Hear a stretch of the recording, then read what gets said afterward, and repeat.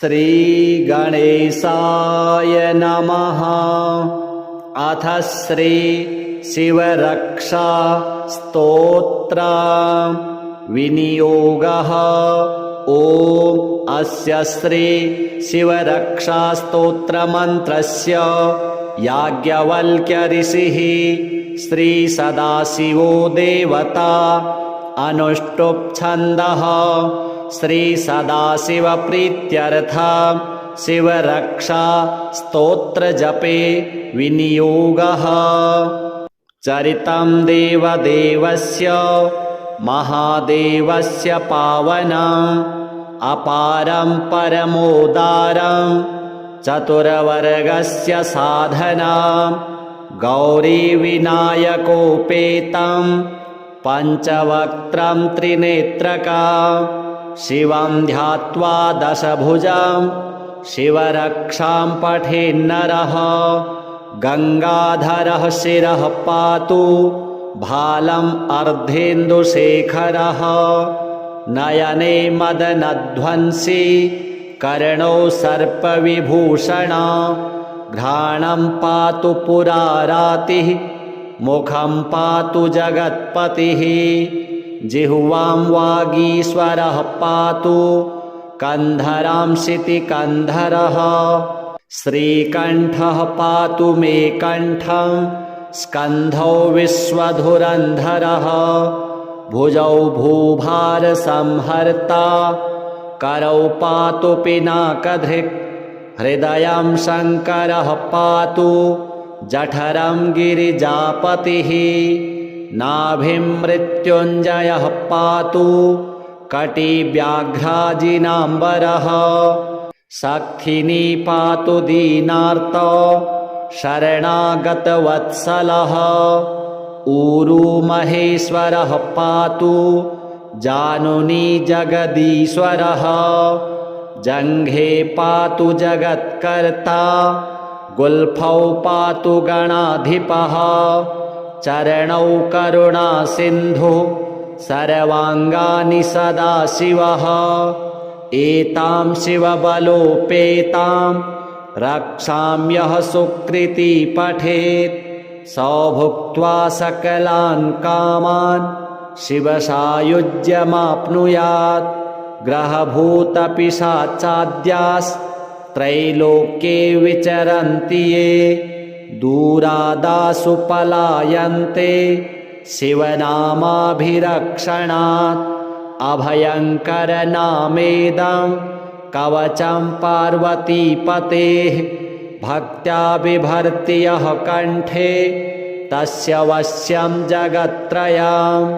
इमां नारायणः स्वप्ने शिवरक्षां यथा दिशत्। प्रातरुत्थाय योगीन्द्रो याज्ञवल्क्यः तथा लिखत्। चरितं देवदेवस्य महादेवस्य पावनम् अपारं परमोदारं चतुर्वर्गस्य साधनं गौरीविनायकोपेतं पञ्चवक्त्रं त्रिनेत्रकं शिवं ध्यात्वा दशभुजं शिवरक्षां पठेन्नरः। गंगाधरः शिरः पातु भालम् अर्धेन्दुशेखरः। नयने मदनध्वंसी कर्णौ सर्पविभूषणा। घ्राणं पातु पुरारातिः मुखं पातु जगत्पतिः। जिह्वां वागीश्वरः पातु कन्धरां शितिकन्धरः। श्रीकण्ठः पातु मे कण्ठं स्कन्धौ विश्वधुरन्धरः। भुजौ भूभारसंहर्ता करौ पातु पिनाकधृक्। हृदयं शङ्करः पातु जठरं गिरिजापतिः। नाभिं मृत्युञ्जयः पातु कटिव्याघ्राजिनाम्बरः। सख्थिनी पातु दीनार्त शरणागतवत्सलः। ऊरू महेश्वरः पातु जानुनी जगदीश्वरः। जङ्घे पातु जगत्कर्ता गुल्फौ पातु गणाधिपः चरणौ करुणासिन्धुः सर्वाङ्गानि सदाशिवः एतां शिवबलोपेतां रक्षाम्यः सुकृती पठेत् सौ भुक्त्वा सकलान् कामान् शिवसायुज्यमाप्नुयात् ग्रहभूतपिशाचाद्यास्त्रैलोक्ये विचरन्ति ये दूरादासु पलायन्ते शिवनामाभिरक्षणात् अभयङ्करनामेदं कवचं पार्वतीपतेः भक्त्या बिभर्ति यः कण्ठे तस्य वश्यं जगत्त्रयम् इमां नारायणः स्वप्ने शिवरक्षां यथा दिशत् प्रातरुत्थाय योगीन्द्रो याज्ञवल्क्यः तथा लिखत् चरितं देवदेवस्य महादेवस्य पावनम् अपारं परमोदारं चतुर्वर्गस्य साधनां गौरीविनायकोपेतं पञ्चवक्त्रं त्रिनेत्रकां शिवं ध्यात्वा दशभुजं शिवरक्षां पठेन्नरः गङ्गाधरः शिरः पातु भालम् अर्धेन्दुशेखरः नयने मदनध्वंसी कर्णौ सर्पविभूषणा घ्राणं पातु पुरारातिः मुखं पातु जगत्पतिः जिह्वां वागीश्वरः पातु कन्धरां शितिकन्धरः श्रीकण्ठः पातु मे कण्ठं स्कन्धौ विश्वधुरन्धरः भुजौ भूभारसंहर्ता करौ पातु पिनाकधृक् हृदयं शङ्करः पातु जठरं गिरिजापतिः नाभिं मृत्युञ्जयः पातु कटिव्याघ्राजिनाम्बरः सक्थिनी पातु दीनार्त शरणागतवत्सलः ऊरुमहेश्वरः पातु जानुनी जगदीश्वरः जङ्घे पातु जगत्कर्ता गुल्फौ पातु गणाधिपः चरणौ करुणासिन्धुः सर्वाङ्गानि सदाशिवः एतां शिवबलोपेतां रक्षाम्यः सुकृती पठेत् सौ भुक्त्वा सकलान् कामान् शिवसायुज्यमाप्नुयात् ग्रहभूतपिशाचाद्यास्त्रैलोक्ये विचरन्ति ये दूरादासु पलायन्ते शिवनामाभिरक्षणात् अभयङ्करनामेदं कवचं पार्वतीपतेः भक्त्या बिभर्ति यः कण्ठे तस्य वश्यं जगत्त्रयम् इमां नारायणः स्वप्ने शिवरक्षां यथा दिशत् प्रातरुत्थाय योगीन्द्रो याज्ञवल्क्यः तथा लिखत् चरितं देवदेवस्य महादेवस्य पावनम् अपारं परमोदारं चतुर्वर्गस्य साधनां गौरीविनायकोपेतं पञ्चवक्त्रं त्रिनेत्रकां शिवं ध्यात्वा दशभुजं शिवरक्षां पठेन्नरः गङ्गाधरः शिरः पातु भालम् अर्धेन्दुशेखरः नयने मदनध्वंसी कर्णौ सर्पविभूषणा घ्राणं पातु पुरारातिः मुखं पातु जगत्पतिः जिह्वां वागीश्वरः पातु कन्धरां शितिकन्धरः श्रीकण्ठः पातु मे कण्ठं स्कन्धौ विश्वधुरन्धरः भुजौ भूभारसंहर्ता करौ पातु पिनाकधृक् हृदयं शङ्करः पातु जठरं गिरिजापतिः नाभिं मृत्युञ्जयः पातु कटिव्याघ्राजिनाम्बरः सक्थिनी पातु दीनार्तो शरणागतवत्सलः ऊरू महेश्वरः पातु जानुनी जगदीश्वरः जङ्घे पातु जगत्कर्ता गुल्फौ पातु गणाधिपः चरणौ करुणासिन्धु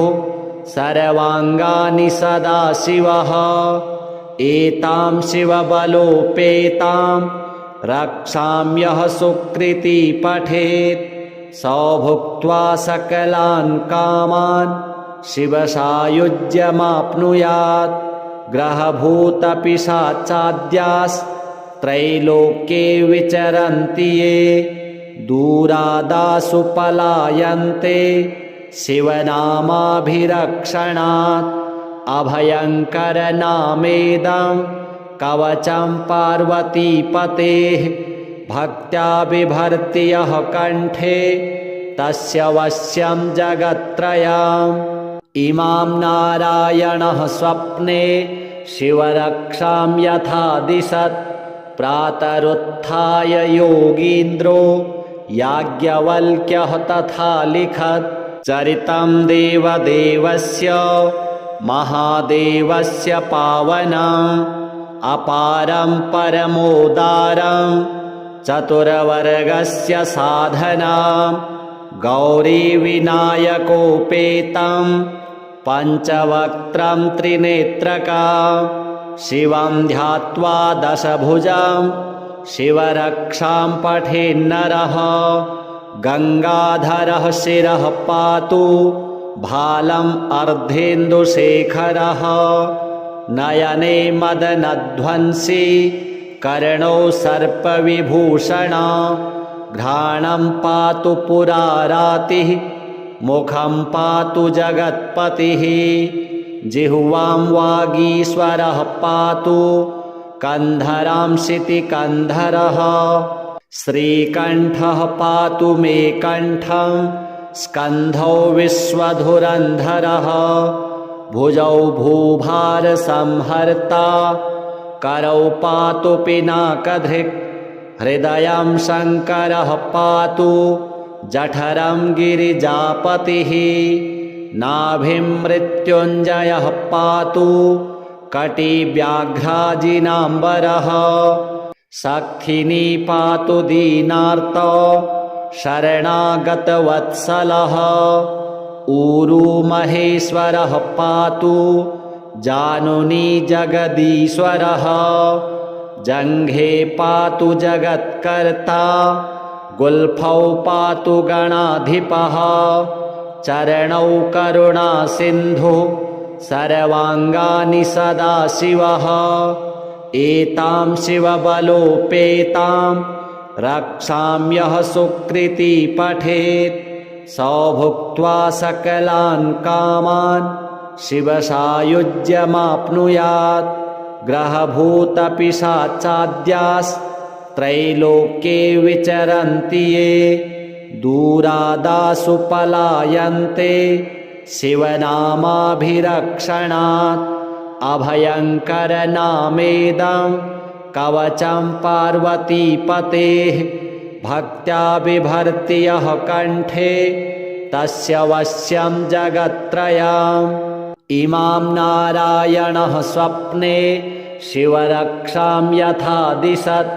प्रातरुत्थाय योगीन्द्रो याज्ञवल्क्यः तथा लिखत् चरितं देवदेवस्य महादेवस्य पावनम् अपारं परमोदारं चतुरवर्गस्य साधनां गौरीविनायकोपेतं पञ्चवक्त्रं त्रिनेत्रकां शिवं ध्यात्वा दशभुजं शिवरक्षां पठेन्नरः गङ्गाधरः शिरः पातु भालम् अर्धेन्दुशेखरः नयने मदनध्वंसी कर्णौ सर्पविभूषणा घ्राणं पातु पुरारातिः मुखं पातु जगत्पतिः जिह्वां वागीश्वरः पातु कन्धरां शितिकन्धरः श्रीकण्ठः पातु मे कण्ठं स्कन्धौ विश्वधुरन्धरः भुजौ भूभारसंहर्ता करौ पातु पिनाकधृक् हृदयं शङ्करः पातु जठरं गिरिजापतिः नाभिं मृत्युञ्जयः पातु कटिव्याघ्राजिनाम्बरः सखिनी पातु दीनार्तो शरणागतवत्सलः ऊरू महेश्वरः पातु जानुनी जगदीश्वरः जङ्घे पातु जगत्कर्ता गुल्फौ पातु गणाधिपः चरणौ करुणासिन्धु सर्वाङ्गानि सदाशिवः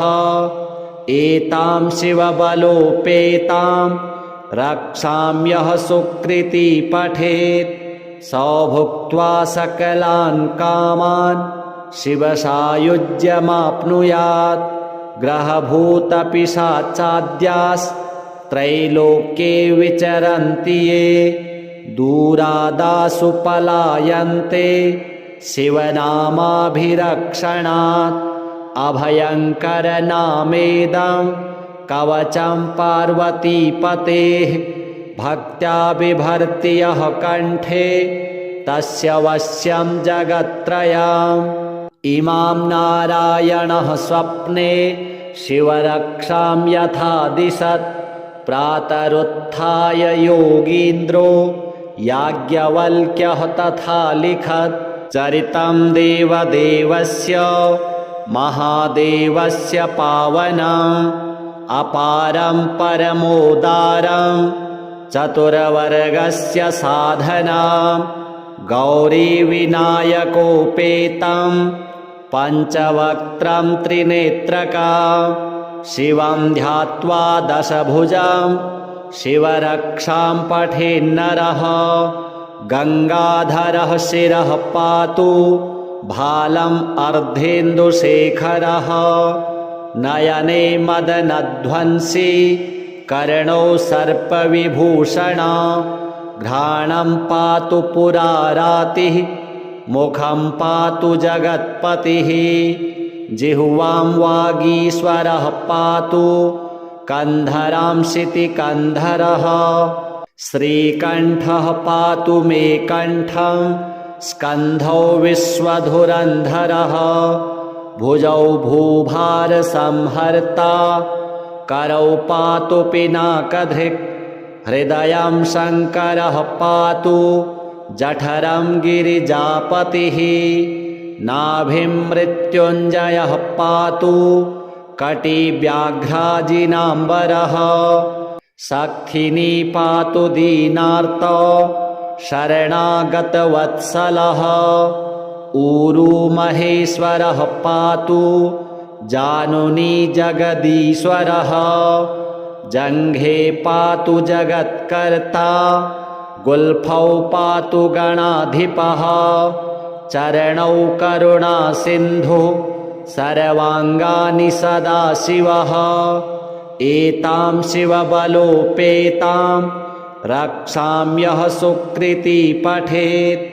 सौ भुक्त्वा सकलान् कामान् शिवसायुज्यमाप्नुयात् ग्रहभूतपिशाचाद्यास्त्रैलोक्ये विचरन्ति ये दूरादासु पलायन्ते शिवनामाभिरक्षणात् अभयङ्करनामेदं कवचं पार्वतीपतेः भक्त्या बिभर्ति यः कण्ठे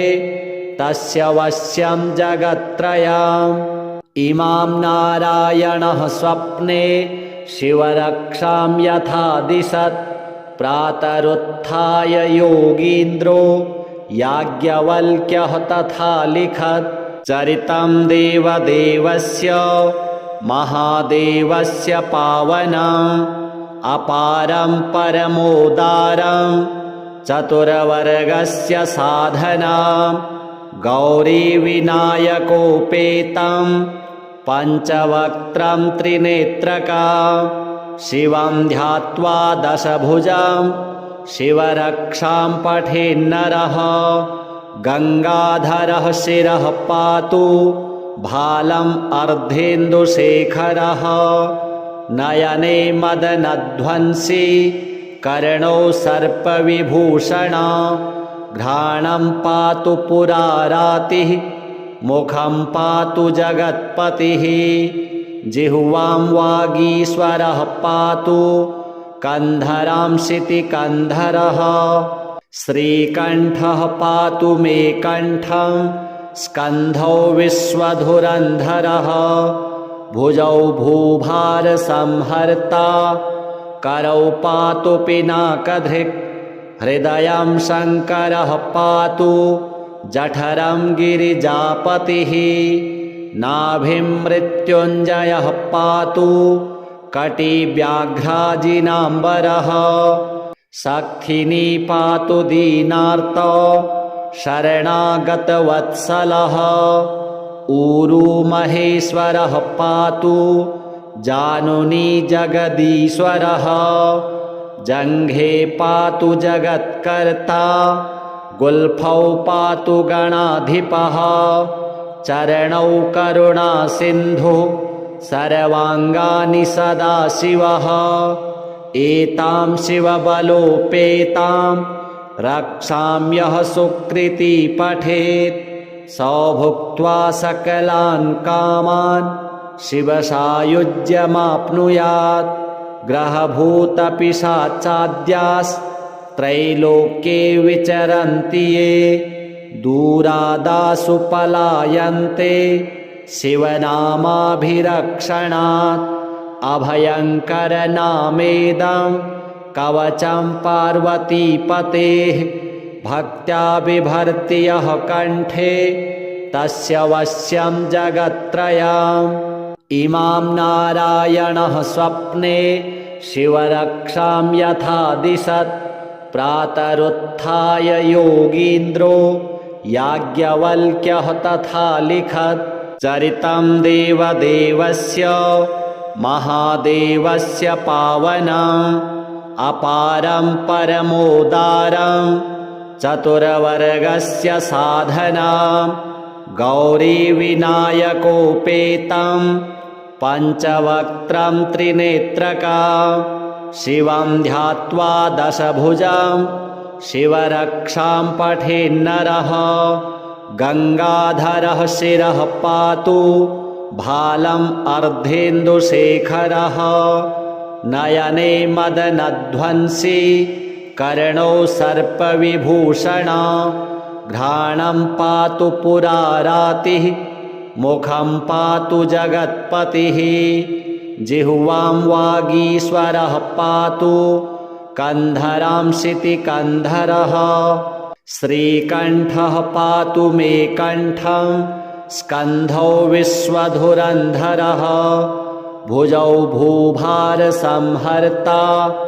करौ पातु पिनाकधृक्। हृदयं शङ्करः पातु जठरं गिरिजापतिः। नाभिं मृत्युञ्जयः पातु कटिव्याघ्राजिनाम्बरः। सक्थिनी पातु दीनार्तो शरणागतवत्सलः। ऊरू महेश्वरः पातु जानुनी जगदीश्वरः। जङ्घे पातु जगत्कर्ता गुल्फौ पातु गणाधिपः। चरणौ करुणासिन्धुः सर्वाङ्गानि सदाशिवः। एतां शिवबलोपेतां रक्षाम्यः सुकृती पठेत्। सौ भुक्त्वा सकलान् कामान् शिवसायुज्यमाप्नुयात्। ग्रहभूतपिशाचाद्यास्त्रैलोक्ये त्रैलोक्ये विचरन्ति ये दूरादासु पलायन्ते शिवनामाभिरक्षणात् अभयङ्करनामेदं कवचं पार्वतीपतेः भक्त्या बिभर्ति यः कण्ठे तस्य वश्यं जगत्त्रयम् इमां नारायणः स्वप्ने शिवरक्षां यथा दिशत् प्रातरुत्थाय योगीन्द्रो याज्ञवल्क्यः तथा लिखत् चरितं देवदेवस्य महादेवस्य पावनम् अपारं परमोदारं चतुर्वर्गस्य साधनां गौरीविनायकोपेतं पञ्चवक्त्रं त्रिनेत्रकां शिवं ध्यात्वा दशभुजं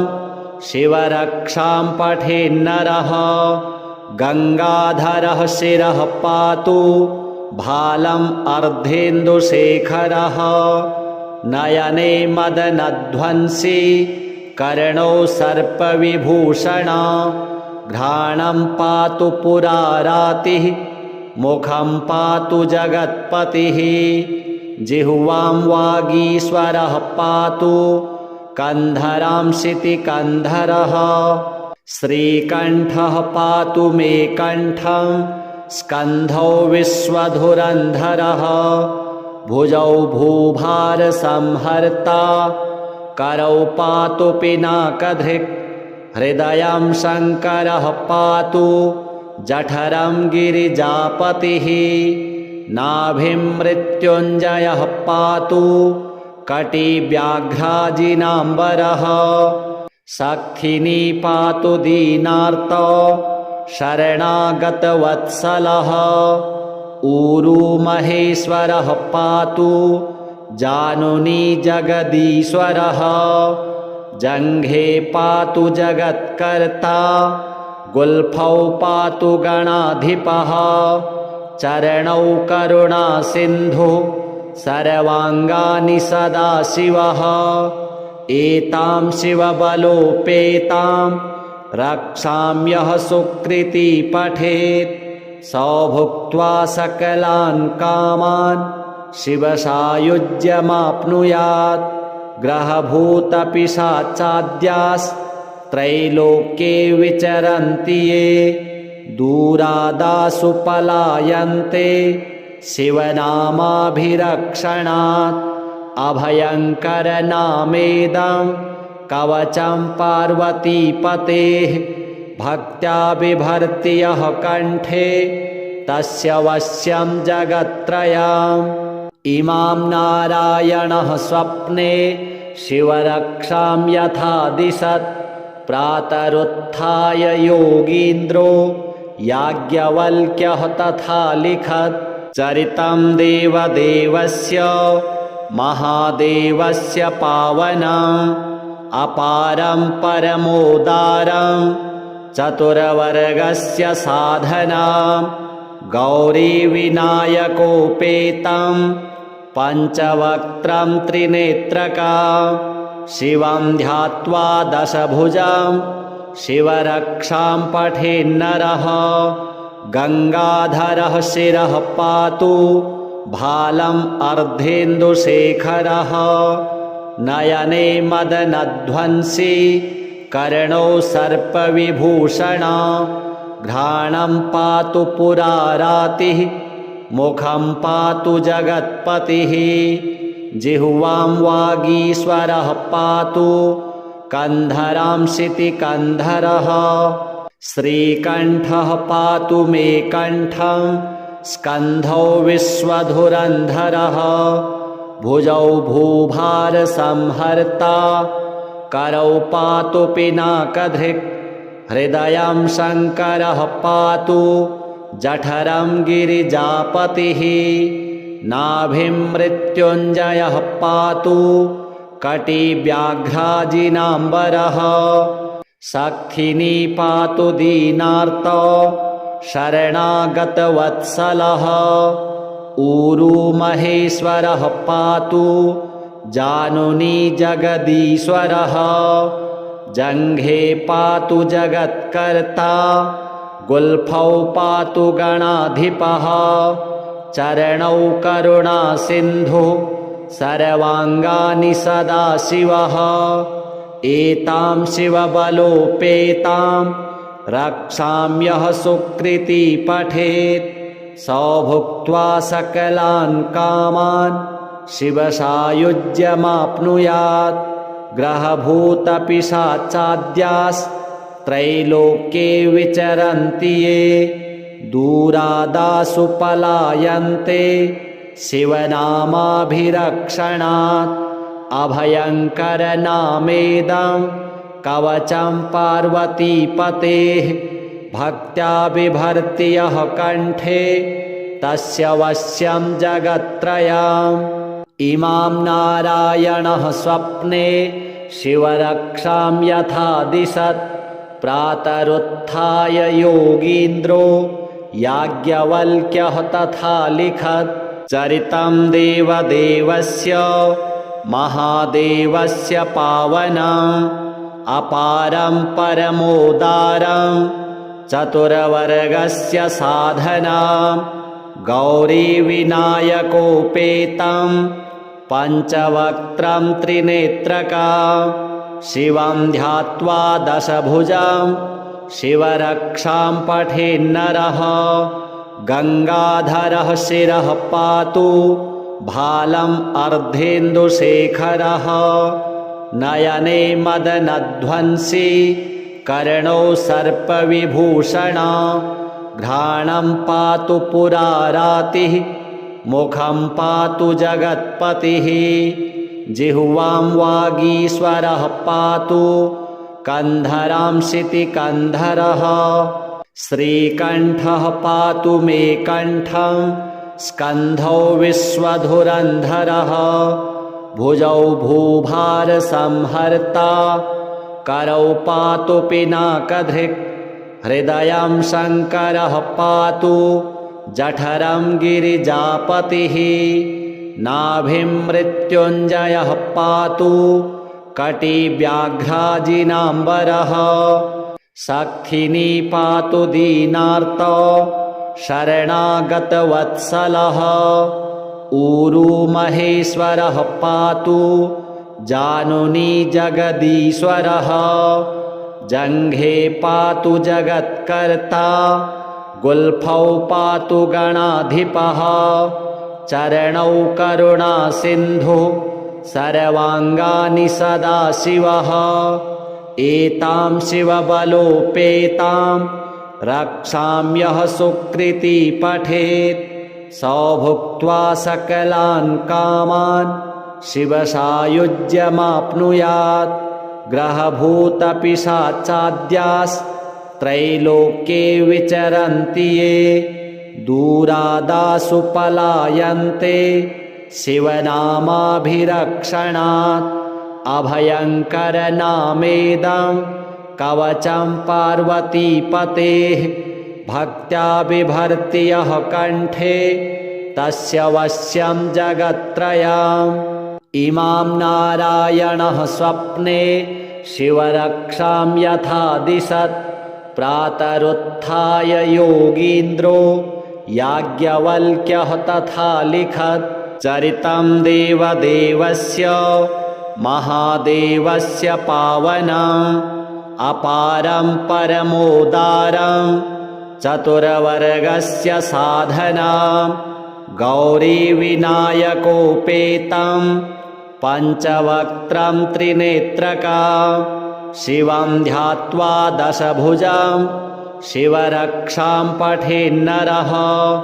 गङ्गाधरः शिरः पातु भालम् अर्धेन्दुशेखरः नयने मदनध्वंसी कर्णौ सर्पविभूषणा घ्राणं पातु पुरारातिः मुखं पातु जगत्पतिः जिह्वां वागीश्वरः पातु कन्धरां शितिकन्धरः श्रीकण्ठः पातु मे कण्ठं स्कन्धौ विश्वधुरन्धरः भुजौ भूभारसंहर्ता करौ पातु पिनाकधृक् हृदयं शङ्करः पातु जठरं गिरिजापतिः नाभिं मृत्युञ्जयः पातु कटिव्याघ्राजिनाम्बरः सख्थिनी पातु दीनार्त शरणागतवत्सलः ऊरू महेश्वरः पातु जानुनी जगदीश्वरः जङ्घे पातु जगत्कर्ता गुल्फौ पातु गणाधिपः चरणौ करुणासिन्धुः सर्वाङ्गानि सदाशिवः एतां शिवबलोपेतां रक्षाम्यः सुकृती पठेत् स भुक्त्वा सकलान् कामान् शिवसायुज्यमाप्नुयात् ग्रहभूतपिशाचाद्यास्त्रैलोक्ये विचरन्ति ये दूरादासु पलायन्ते शिवनामाभिरक्षणात् अभयङ्करनामेदं कवचं पार्वतीपतेः भक्त्या बिभर्ति यः कण्ठे तस्य वश्यं जगत्त्रयम् इमां नारायणः स्वप्ने शिवरक्षां यथा दिशत् प्रातरुत्थाय योगीन्द्रो याज्ञवल्क्यः तथा लिखत् चरितं देवदेवस्य महादेवस्य पावनम् अपारं परमोदारं चतुर्वर्गस्य साधनां गौरीविनायकोपेतं पञ्चवक्त्रं त्रिनेत्रकां शिवं ध्यात्वा दशभुजां शिवरक्षां पठेन्नरः गङ्गाधरः शिरः पातु भालम् अर्धेन्दुशेखरः नयने मदनध्वंसी कर्णौ सर्पविभूषणा घ्राणं पातु पुरारातिः मुखं पातु जगत्पतिः जिह्वां वागीश्वरः पातु कन्धरां शितिकन्धरः श्रीकण्ठः पातु मे कण्ठं स्कन्धौ विश्वधुरन्धरः भुजौ भूभारसंहर्ता करौ पातु पिनाकधृक् हृदयं शङ्करः पातु जठरं गिरिजापतिः नाभिं मृत्युञ्जयः पातु कटिव्याघ्राजिनाम्बरः सख्थिनी पातु दीनार्त शरणागतवत्सलः ऊरू महेश्वरः पातु जानुनी जगदीश्वरः जङ्घे पातु जगत्कर्ता गुल्फौ पातु गणाधिपः चरणौ करुणासिन्धुः सर्वाङ्गानि सदाशिवः एतां शिवबलोपेतां रक्षाम्यः सुकृती पठेत् स भुक्त्वा सकलान् कामान् शिवसायुज्यमाप्नुयात् ग्रहभूतपिशाचाद्यास्त्रैलोक्ये विचरन्ति ये दूरादासु पलायन्ते शिवनामाभिरक्षणात् अभयङ्करनामेदं कवचं पार्वतीपतेः भक्त्या बिभर्ति यः कण्ठे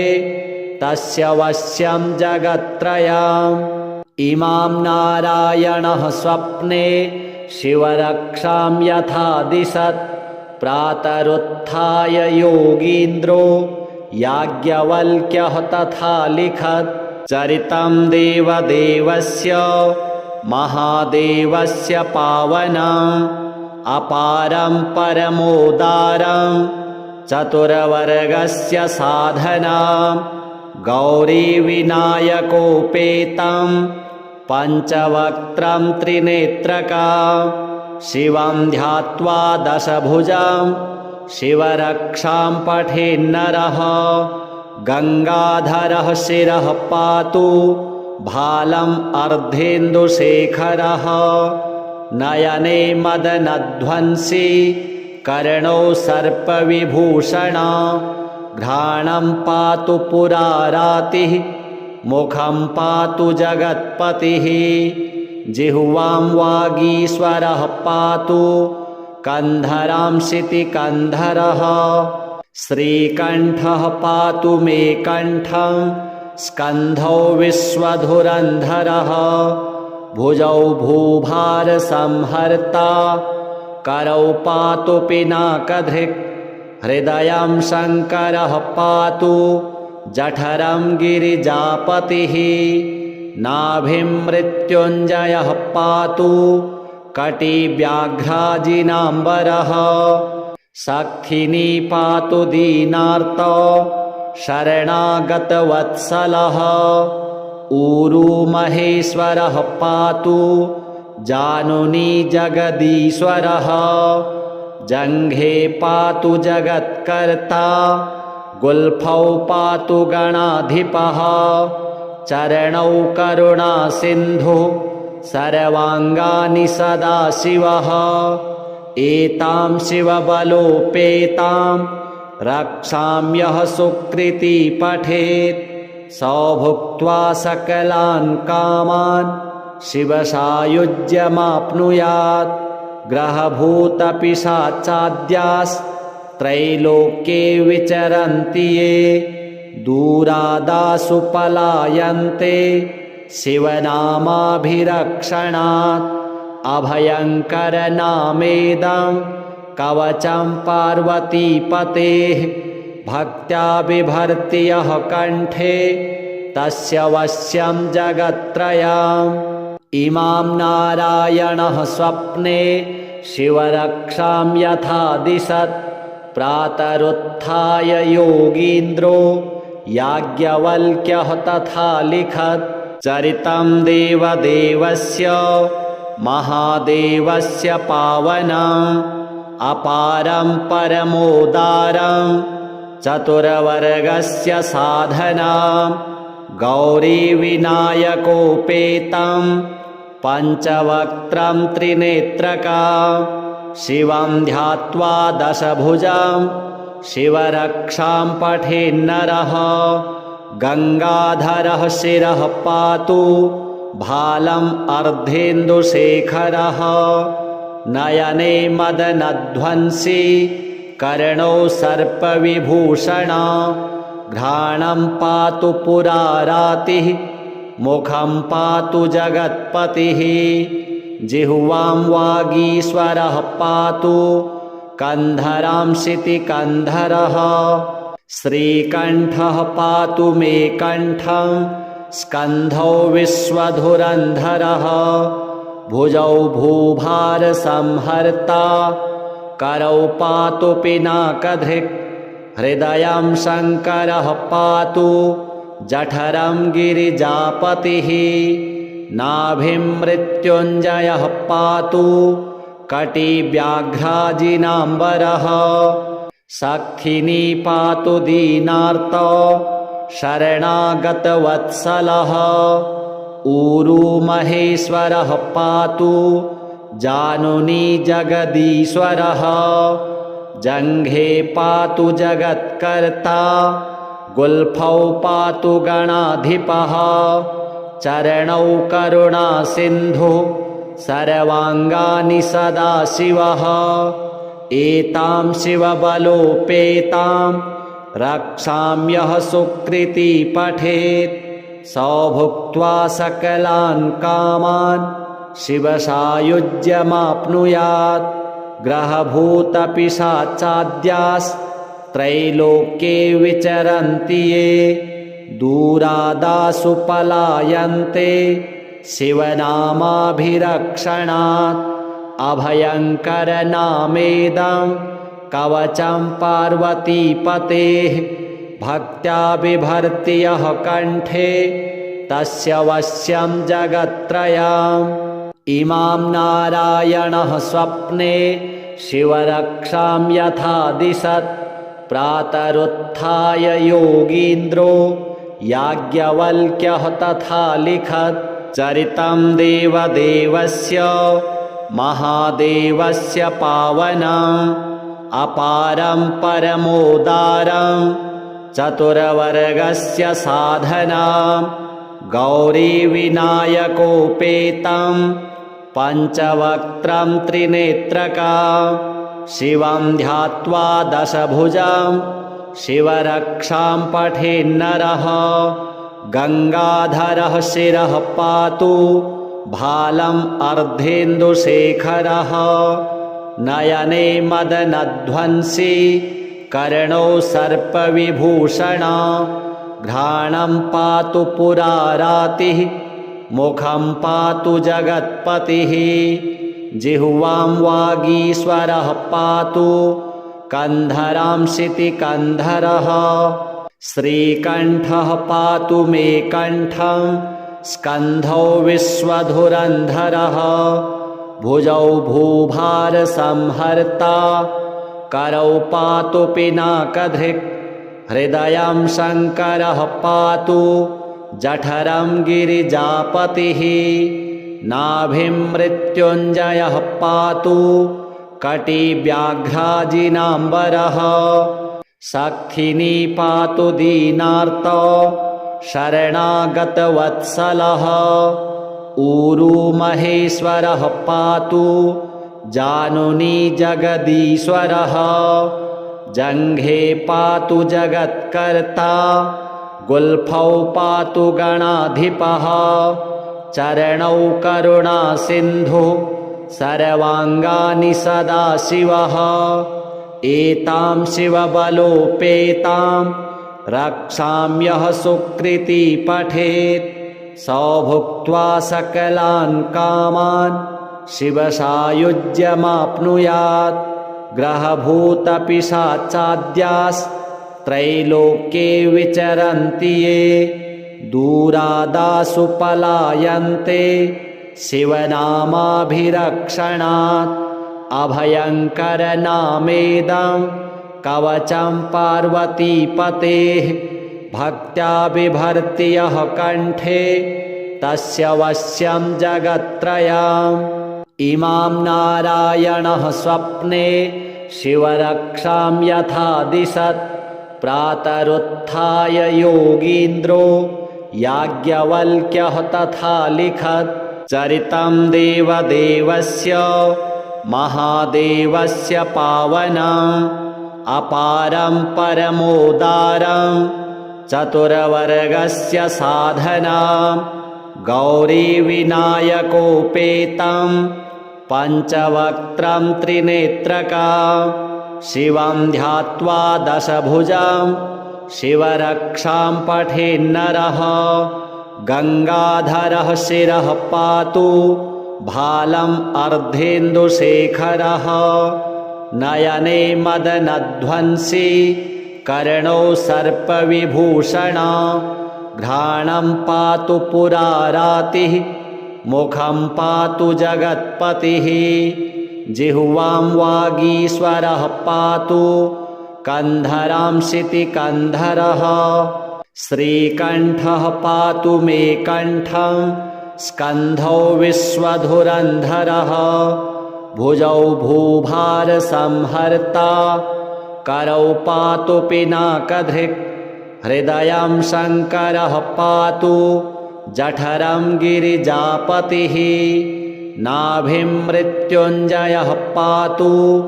कटिव्याघ्राजिनाम्बरः सखिनी पातु दीनार्तो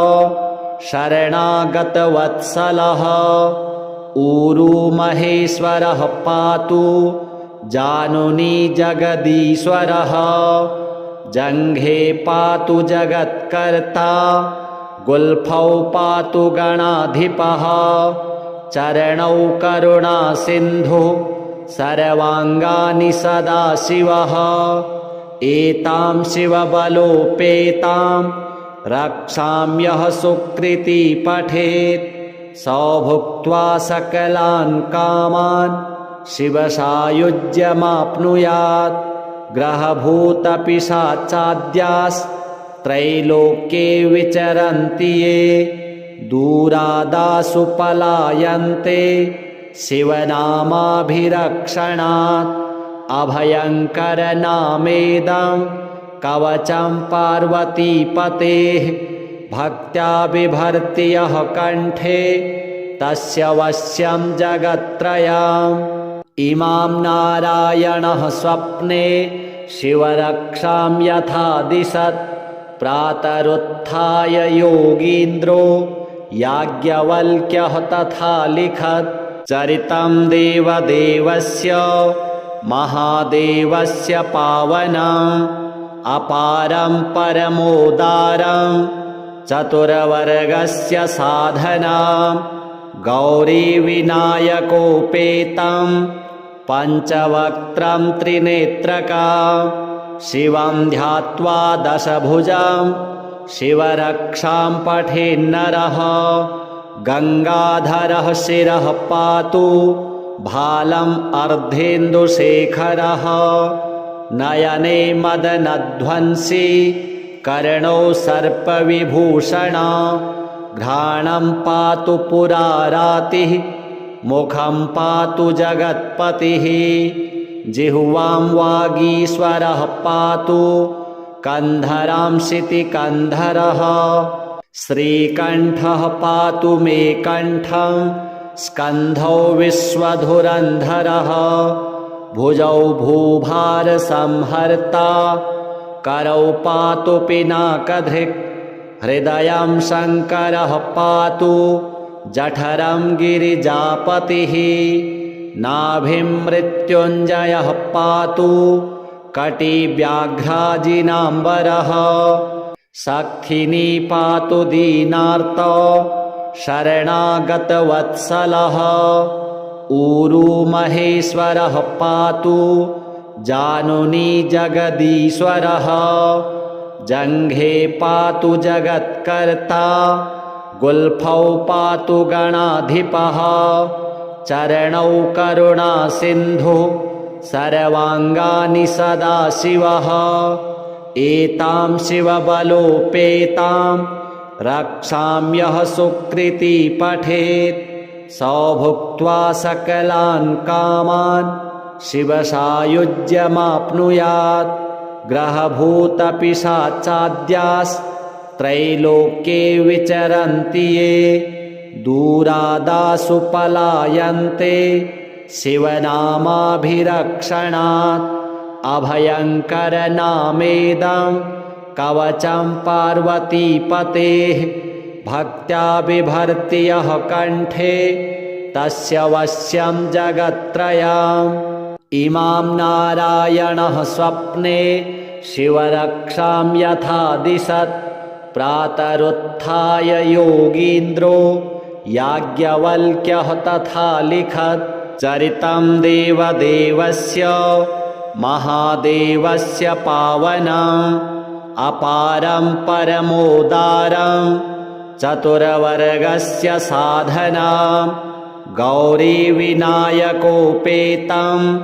पञ्चवक्त्रं त्रिनेत्रकां शिवं ध्यात्वा दशभुजं शिवरक्षां पठेन्नरः गङ्गाधरः शिरः पातु भालम् अर्धेन्दुशेखरः नयने मदनध्वंसी कर्णौ सर्पविभूषणा घ्राणं पातु पुरारातिः मुखं पातु जगत्पतिः जिह्वां वागीश्वरः पातु कन्धरां शितिकन्धरः श्रीकण्ठः पातु मे कण्ठं स्कन्धौ विश्वधुरन्धरः भुजौ भूभारसंहर्ता करौ पातु पिनाकधृक् हृदयं शङ्करः पातु जठरं गिरिजापतिः नाभिं मृत्युञ्जयः पातु कटिव्याघ्राजिनाम्बरः सखिनी पातु दीनार्तो शरणागतवत्सलः ऊरू महेश्वरः पातु जानुनी जगदीश्वरः जङ्घे पातु जगत्कर्ता गुल्फौ पातु गणाधिपः चरणौ करुणासिन्धुः सर्वाङ्गानि सदाशिवः एतां शिवबलोपेतां रक्षाम्यः सुकृती पठेत् सौ भुक्त्वा सकलान् कामान् शिवसायुज्यमाप्नुयात् ग्रहभूतपिशाचाद्यास्त्रैलोक्ये विचरन्ति ये दूरादासु पलायन्ते शिवनामाभिरक्षणात् अभयङ्करनामेदं कवचं पार्वतीपतेः भक्त्या बिभर्ति यः कण्ठे तस्य वश्यं जगत्त्रयम् इमां नारायणः स्वप्ने शिवरक्षां यथा दिशत् प्रातरुत्थाय योगीन्द्रो याज्ञवल्क्यः तथा लिखत् चरितं देवदेवस्य महादेवस्य पावनम् अपारं परमोदारं चतुरवर्गस्य साधनां गौरीविनायकोपेतं पञ्चवक्त्रं त्रिनेत्रकां शिवं ध्यात्वा दशभुजं शिवरक्षां पठेन्नरः गङ्गाधरः शिरः पातु भालम् अर्धेन्दुशेखरः नयने मदनध्वंसी कर्णौ सर्पविभूषणा घ्राणं पातु पुरारातिः मुखं पातु जगत्पतिः जिह्वां वागीश्वरः पातु कन्धरां शितिकन्धरः श्रीकण्ठः पातु मे कण्ठं स्कन्धौ विश्वधुरन्धरः भुजौ भूभारसंहर्ता करौ पातु पिनाकधृक् हृदयं शङ्करः पातु जठरं गिरिजापतिः नाभिं मृत्युञ्जयः पातु कटिव्याघ्राजिनाम्बरः सख्खिनी पातु दीनार्त शरणागतवत्सलः ऊरुमहेश्वरः पातु जानुनी जगदीश्वरः जङ्घे पातु जगत्कर्ता गुल्फौ पातु गणाधिपः चरणौ करुणासिन्धुः सर्वाङ्गानि सदाशिवः एतां शिवबलोपेतां रक्षाम्यः सुकृती पठेत् सौ भुक्त्वा सकलान् कामान् शिवसायुज्यमाप्नुयात् ग्रहभूतपिशाचाद्यास्त्रैलोक्ये विचरन्ति ये दूरादासु पलायन्ते शिवनामाभिरक्षणात्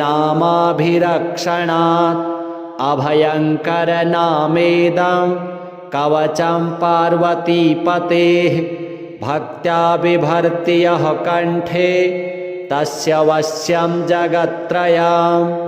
इमां नारायणः स्वप्ने शिवरक्षां यथा दिशत् प्रातरुत्थाय योगीन्द्रो याज्ञवल्क्यः तथा लिखत् श्रीसाम्ब सदाशिवार्पणमस्तु।